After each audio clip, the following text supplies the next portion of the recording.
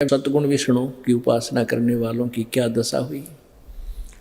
एक समय हरिद्वार के अंदर हर की पैड़ी पे एक कुंभ का मेला लगा और उसमें एक समय निर्धारित करते हैं ये आप पे कुछ सोन को सोन करके कि इस समय जो नहा लेगा इस स्थान सरोवर में या दरिया में उसका मोक्ष हो जाएगा, उसके कल्याण हो जाएगा।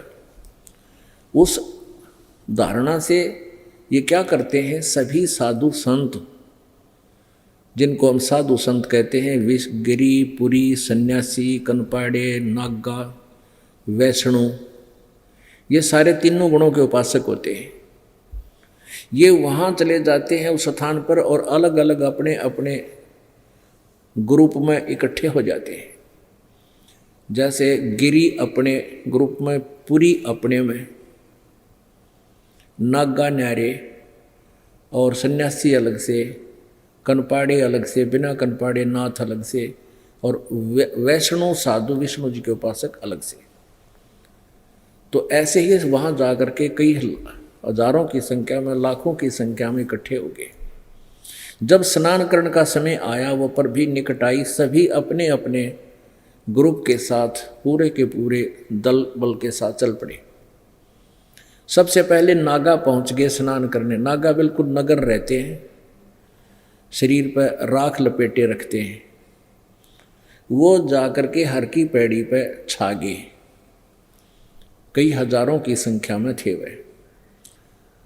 तो वो नहाने की तैयारी करने वाले थे, पीछे से वैष्णु साधु आ गए, सतगुण विष्णु के उपासक, वो भी कई हजारों की संख्या में थे। उन्होंने कहा कि नागाओ तुम बाद में स्नान करना, पहले हम स्नान करेंगे, हम सर्वश्रेष्ठ हैं, हम विष्णु जी के उपासक हैं, हम सबसे श्रेष्ठ हैं, तुम बाहर आओ। नागा कहने लगे नहीं, हम सर्वश्रेष्ठ हैं और हम पहले स्नान करेंगे, हम त्यागी और बैरागी हैं, हम तन पर वस्त्र भी नहीं रखते, हम नी इच्छा हैं और हम स्नान करेंगे, हम सर्वश्रेष्ठ हैं।